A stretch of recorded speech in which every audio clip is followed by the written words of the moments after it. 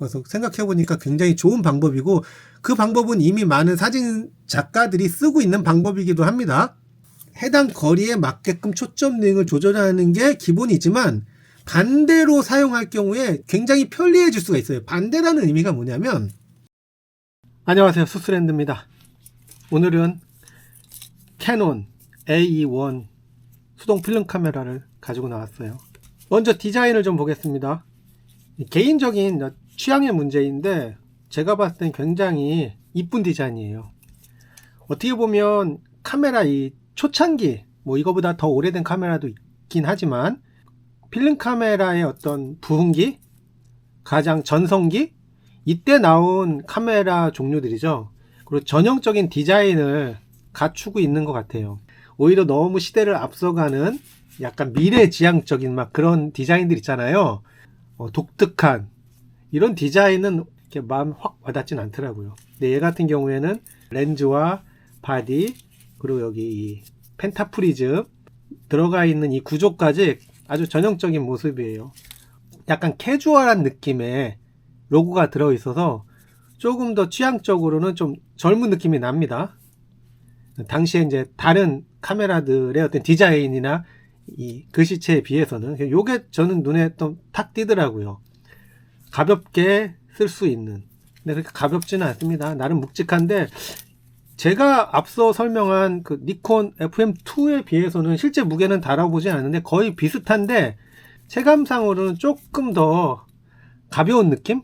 뭐 이게 더 실제로 무거울 수도 있겠으나 좀 다가갈 때, 사용할 때 조금 더 부담감이 좀 덜 합니다. 먼저 이제 기능 한번 둘러볼게요. 제가 아는 범위 내에서만 한번 살펴보도록 하겠습니다.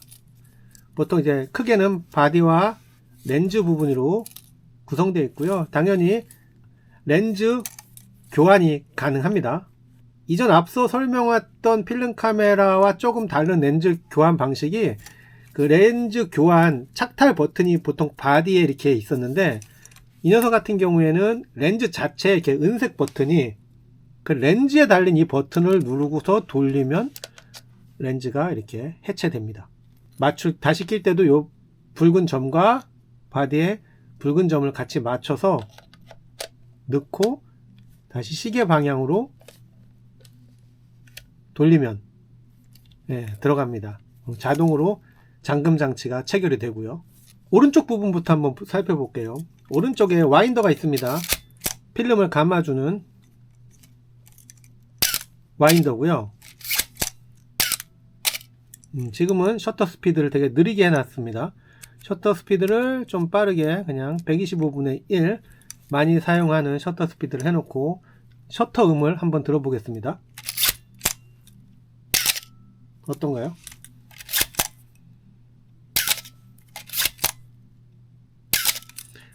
좀 더 빠르게 해볼까요? 500분의 1 뭐 체감상으로 워낙 순식간에 지나가다 보니까 잘 못 느끼겠어요. 좀 느리게는 한번 좀 느리게 30분의 1초 느리게는 조금 더 체감이 되겠죠? 찰칵하게 좀 늘어지는 게 있네요. 이 셔터 스피드는 최대 1000분의 1초까지 앞서 설명했던 니콘이 4000분의 1초니까 엄청나게 빠른 셔터 스피드였네, 그죠? 근데 저희가 통상적으로 사실 필름 카메라를 찍을 때 현재 기준으로는 이걸로 어떤 스포츠 사진이나 순간적인 사진을 찍는 경우는 아마 거의 없을 거예요. 특히나 수동 필름 카메라의 초점도 수동으로 잡아야 되는 경우라면 이미 굉장히 빠른 스피드로 지나가는 그런 역동적인 걸 찍는 용도로 사용하시는 분이 과연 있을까 싶어요. 물론 사용해도 되겠지만요. 그래서 이 빠른 셔터 스피드는 우리가 지금 즐기는 데 있어서는 큰 제약은 되지 않는다. 저는 개인적으로 그렇습니다. 그리고 느린 셔터 스피드로는 맨 마지막에 이 벌브 모드까지 그냥 자기가 원하는 만큼 개방을 하고 있다가 놓으면 닫히는 장노출 기능 당연히 되고요. 여기에 이제 이 다이얼에 셔터 스피드가 있고요. 또 이 다이얼에 여기 보시면 필름 ISO를 지정해주는 다이얼 그 부분이 같이 있습니다. 요것도 다른 카메라랑 비슷하게 이 외곽 테두리를 위로 올려서 돌리면 ISO 변경이 가능합니다. 돌리면 ISO 값이 이렇게 바뀝니다. 컬러 필름을 보면 36장의 ISO 값이 200으로 이렇게 지정이 되어 있습니다. 그러면 여기도 여기 보시면 ISO 값을 동일하게 200으로 맞췄습니다. ISO 값 맞추고 리와인드 하고 셔터로, 그 다음에 이 부분이 셔터입니다. 카메라를 찍어주는 셔터. 이 셔터에 돌출되어 있는 부분, 셔터의 한쪽 돌출되어 있는 부분은 타이머 기능입니다. 우리 옛날 이 수동 카메라 타이머들은 뭐 몇 가지 방식들이 있는데, 흔히 이제 타이머를 돌려놓으면 물리적으로 이동하는 게 보여요. 뜨드드드드드 가다가 찰칵 찍히는. 근데 이 녀석 같은 경우에는 물리적으로 이동하는 게 보다는 타이머가 진짜 작동을 합니다. 그 레버를 12시 방향으로 올려주면 눌렀을 때 불이 반짝이죠. 이게 0.5초, 한 번에 그러니까 20번 반짝입니다. 10초. 10초 후에 자동으로 찰칵 하고 찍힙니다. 지금 찍혔네요. 그죠? 네. 한번 세 볼까요? 하나, 둘, 셋, 넷, 다섯, 여섯, 일곱, 여덟, 아홉, 열, 열하나, 열둘, 열세, 열네, 열다, 열여, 열일곱, 열여덟, 열아홉, 20. 그쵸? 아마 깜빡이가 0.5초일 것 같아요. 20번 깜빡이니까 10초 있다가 사진이 찍힙니다. 자, 그리고 얘를 반대로 안쪽으로 밀면 셔터 락, 실수로 눌리지 않게 락 기능이 작동합니다. 그거 부분에 보면 여기 보면 이제 L이라고도 쓰여 있습니다. 락 표시로. 셔터의 타이머, 일반, 잠금, 이게 세 가지 기능이 있습니다. 그 다음에 그 밑으로는 장수 표시를 하는, 한 장 찍을 때마다 카운터가 올라가니까 숫자가 바뀝니다. 그리고 윗부분은 여기 프리즘 들어가 있는 이 부분, 이건 핫슈, 플래시 같은 거 장착하는 공간이고요. 왼쪽으로 오면 여기 작은 버튼이 하나 있어요. 배터리 체크 버튼이라고 보시면 됩니다. 이 안에도 노출계가 전자식으로 들어가기 때문에 배터리를 필요로 합니다. 그래서 배터리를 넣는데 그 배터리에 잔량이 어느 정도 남아 있는지 좀 알면 교체 주기나 이런 거에 편리성이 있으니까 이 배터리 체크 버튼이 있고요. 그거는 이 뷰파인더로 봤을 때 노출계 바늘이 있는데, 그게 보통 이제 5.6 기준으로 아래로 더 내려가면 내려갈수록 배터리 양이 많은 거고, 바늘 움직임이 5.6 위에서 살짝만 움직이면 배터리 잔량이 이제 부족한 거예요. 여기 안에 보실지 모르겠습니다. 한번 봐볼게요. 노출계가 보이는지. 바늘 숫자 쓰여 있고 바늘 내려가는 게 보이시나요? 이게 배터리 체크 기능 바늘로 할 수 있는 거고요. 그 다음에 왼쪽에 얘는 다시 리와인더입니다. 다시 리와인드 하는 레버가 있습니다. 필름을 이제 다 찍고 회수할 때 거꾸로 감아 가지고 필름을 회수하는 그 기능이 있고요.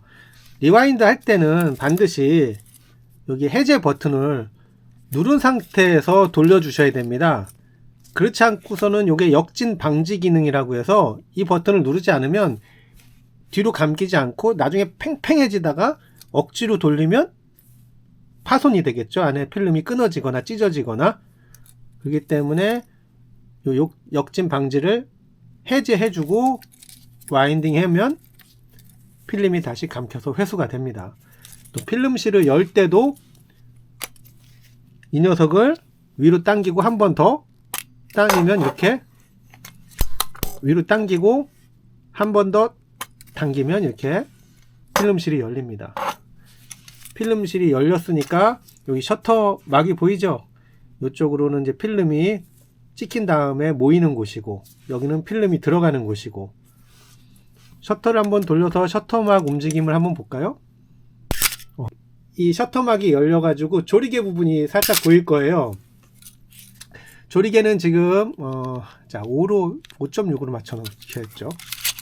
자, 조리개 부분이 보이는지 한번 조금 더 셔터 스피드를 느리게 해볼게요. 확실히 보이게. 지금은 4초 4분의 1초로 한번 보이죠? 이제 조리개가 이 정도면 당연히 보일 거라고 보입니다. 벌브로 했을 때 그럼 아예 열어놓고 개방으로 한번 보죠. 지금 조리개 구멍이 보일 겁니다. 지금 중간 정도 열려 있는 상태예요. 조리개를 아주 조이면 이렇게 구멍이 작아집니다. 그리고 조리개를 늘리면 이 구멍이 커지고요. 그럼 많은 빛을 들어오니까 그만치 밝기가 밝아지는 거예요. 조리개 움직임 보이시죠? 아주 저게 22까지 진짜 작게 아주 조그맣게 조여집니다. 그리고 점점 커져서 1.8까지 열었을 때 최대 가방이 됩니다. 이 필름실, 그 다음에 여기는 이제 이 필름에 관한 정보를 메모를 꽂아 놓는 뭐 그런 용도, 아니면 다른 용도 메모지 같은 거 적어서 넣어 놓으셔도 되고요. 그다음 뷰파인더 중앙에 있고요. 그 다음 앞부분을 보시면 여기는 이제 모델명이 쓰여 있고, 이 부분은 우리 작은 건전지, 작은 리튬 건전지가 들어갑니다. 자, 보시면 여기에 약간 조그만 버튼이 있고, 이걸 누르면 이렇게 툭 하고 열립니다. 그럼 여기 안에 플러스 마이너스 표시된 규격의 전지가 들어갑니다. 오른쪽으로 오면 여기는 그 외부 기기, 뭐 각종 연결된 뭐 릴리즈라든가 어떤 그 밖에 뭐 플래시 관련된 것들 이렇게 추가로 연결할 수 있는, 확장할 수 있는 포트라고 보시면 되겠죠. 그리고 여기에 또 카메라 렌즈 옆쪽으로 버튼이 이 두 개가 있습니다. 이 버튼은 뭐냐면 반셔터 버튼이라고 하나요? 미리 반셔터 버튼. 우리가 반셔터를 누르면 노출계가 작동이 되면서 뭐 어떤 지금 노출이 적정 노출인지 좀 부족한 노출인지 알 수가 있잖아요. 이 반셔터를 누르면 노출을 줄 때 표시가 됩니다. 지금 이 버튼이 있는 이유가 뭐냐면 우리가 이런 노출 정보를 볼 때 반셔터를 누른 상태에서 노출이 부족한지 많은지 알 수 있잖아요. 그런데 반셔터를 놓으면 알 수가 없는 상태에서 다시 얘에서 바꾸려면 왔다 갔다 불편합니다. 그럴 때 뭐냐면 이 버튼이 반셔터랑 동일한 역할을 하고 있기 때문에 얘를 눌러주면 노출 정보가 나오니까 보면서 빠르게 셔터 스피드를 조절해 가지고 적정 노출을 맞춰주는 거예요. 그래서 이게 있으면 굉장히 편리하겠죠. 굳이 반셔터를 누르고 얘를 다시 옮기고 반셔터를 누르고 다시 하는 것보다 바로 보면서 직관적으로 셔터 스피드를 이렇게 바꿀 수 있으니까, 그래서 이 버튼이 있는 거고요. 그 다음에 이 버튼 위에 이 은색 버튼, 이 은색 버튼에 대한 정보가 그게 많진 않은데 두 가지 정도로 불리더라고요. 역광 보정 혹은 노출 고정. 제가 봤을 때는 역광 보정에 가깝다고 보면 됩니다.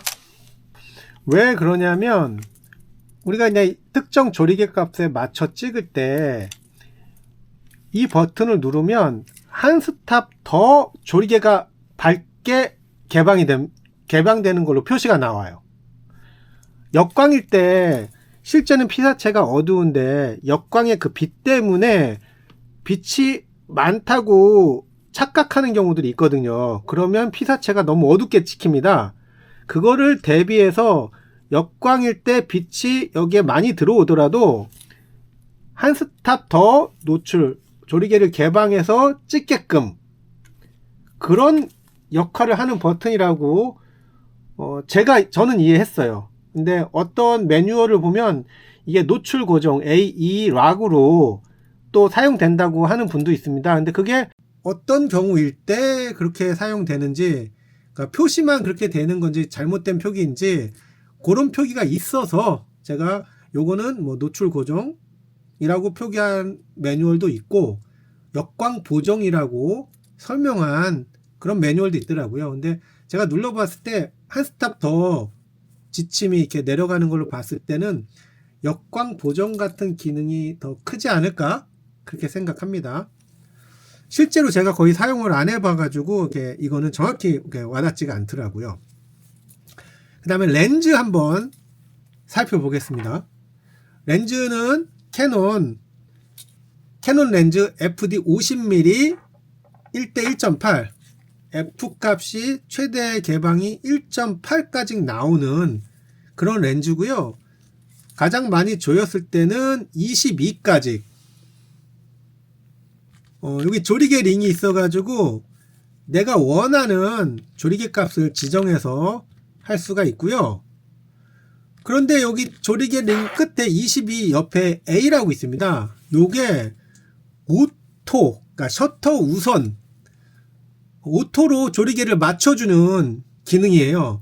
요거를 사용하려면 여기에 검은 버튼, 약 숨겨져 있는 것 같지만 검은 버튼을 누르고 더 돌리면 요 주황색 지침에 A자가 표시가 되고 오토 모드가 됩니다. 오토 모드라는 게 뭐냐면 내가 원하는 셔터 스피드를 했을 때 적정 노출에 맞는 최대한 적정 노출에 맞는 조리개 값은 자동으로 크기가 개방이 되는 거예요. 조그맣게 개방이 될 수도 있고 넓게 개방이 될 수도 있고 이거를 오토로 맞춰주겠다 조리개를 이 표시입니다. 그러면 노출값만 하더라도 되게 편리해지겠죠. 자기가 내가 뭐 60이나 125에서 주로 찍다. 근데 노출을 그때그때 맞추려면 시간도 많이 뺏기고 어려울 수 있는데 오토로 놓으면 그냥 조리개 값은 알아서 맞춰서 해줄 테니까 너는 셔터 스피드만 신경 써라. 이런 의미로 보시면 됩니다. 그리고 맨 앞쪽으로는 초점 조절링이죠. 초점 조절링. 그래서 초점 방식은 제가 앞서 설명한 FM2랑 동일하게 세로선이 어긋나는 게 없이 일직선으로 가면 그 거리에서 초점이 맞았다 라고 보시면 되는 거예요. 그 세로 라인이 있지 않습니까? 이 세로 라인이 일직선으로 찍히는지 잡히는지 이걸 보면 되고요. 피사체와의 기본 거리, 최소 거리는 이 초점 링을 보시면 0.6m로 표시되어 있어요. 60cm 이상은 거리를 둬야 초점이 맞게 사진이 찍힙니다. 우리 접사처럼 아주 가까이에서 찍히는 렌즈는 아니에요. 그래서 초점을 이렇게 자기가 거리별로 맞춰서 찍는데 사실은 이 수동 카메라의 제일 어려운 것 중에 하나가 초점을 맞추는 일이에요. 요즘에는 AF가 워낙 발달돼 있어서 스마트폰이든 어떤 카메라로 찍든 어떤 상에든 초점이 잘 맞아서 금방 찍습니다. 여러 방 찍기도 하고 디지털 카메라는 막 연사로 찍기도 하고요. 그런데 이 수동 카메라는 우리가 다루기도 힘든데 초점 맞추기가 너무 어렵다 보니까 피사체한테 꼼짝마 해놓고 있으면 이미 그 피사체의 감정이나 상황이 다 달라져요. 특히나 움직이는 아이들 같은 경우에는 초점을 맞출 수가 없어요. 카메라를 위해서 가만히 있지 않기 때문에. 그래서 이 수동 카메라, 필름 카메라를 찍는 분들이 가장 어려움을 느끼는 게 초점 맞추는 거예요. 초점 우리가 맞추는 방법에 있어서 해당 거리에 맞게끔 초점 링을 조절하는 게 기본이지만 반대로 사용할 경우에 굉장히 편리해질 수가 있어요. 반대라는 의미가 뭐냐면 현재 맞는 거리를 초점 링을 맞추는 게 아니라 내가 거리를 미리 정해놔요. 여기 보면은 메타로 3이라고 돼 있지 않습니까? 표시에 3. 그러면 얘는 3m에 초점이 맞는다는 얘기잖아요. 그러면 내가 발로 피사체와의 거리를 무조건 3m로 맞춥니다. 대신에 요령이 우리 조리개 값을 되도록이면 8 이상으로 해놓습니다. 물론 8 이상으로 해놓으면 아웃포커싱은 좀 덜 돼서 어떤 아웃포커싱을 원하는 분들한테는 좀 미흡할 수 있지만 8 이상, 11, 16으로 간다는 얘기는 심도가 깊어진다는 얘기잖아요. 심도가 깊어진다는 얘기는 초점 맞는 영역의 범위가 그만치 폭이 넓다는 얘기예요. 어지간한 거리 폭에서는 다 초점이 맞는다는 얘기니까요. 그래서 이 초점 폭을 8 이상으로 넓혀 놓은 상태에서 거리를 내가 3m로 맞춰 놓고 피사체와의 거리를 무조건 3m로 내가 움직이면 됩니다. 어지간해서 이 심도를 깊이 해놨기 때문에 3m에서 조금 오차가 생겨도 초점은 다 맞아요. 조리개 값을 1.8로 하면 초점 맞는 구간이 아주 얇아가지고 초점 맞추기가 어렵지만 조리개 값을 8 이상으로 하려면 그거보다 초점 영역이 더 깊어지니까 이 구간에 있는 초점은 다 맞는 거거든요. 그래서 빠르게 움직이는 아이도 내가 놀이터에서 그 아이와 3m 거리만 발로 움직이면서 찍으면 심지어 뷰파인더를 보지 않고서도 빠르게 여러 장을 찍을 때 우리 지향사격 자세로 렌즈만 향해 놓고 착착착착 누르면 3m 거리만 계속 제가 임의로 유지하는 겁니다. 쫓아다니면서.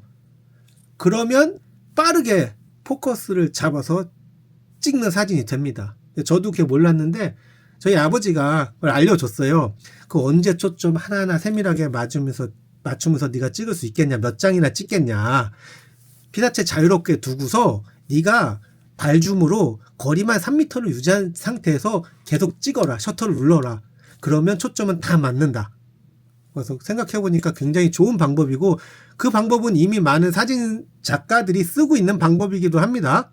그런 식으로 이해를 하면 오히려 한 장 그 포커스 이동할 때마다 이거 맞추면서 하는 것보다 거리만 유지한 상태로 찍으면 찍을 때 좀 편리하다. 요런 아마 소스 팁? 나름의 팁을 제가 알려드리는 겁니다. 그렇게 했고요. 그 다음에 또 설명하지 않은 게 있나요? 뭐 밑에는 삼각대 연결하는 거고 밑에도 역시 외부 기계에 추가로 장착하거나 했을 때 연결하는 부위라고 보시면 될 거예요. 그러면 한번 필름을 넣어 볼까요? 한번 넣어서 감아 볼까요? 그까지 한번 진행을 해 보겠습니다. 필름실을 열고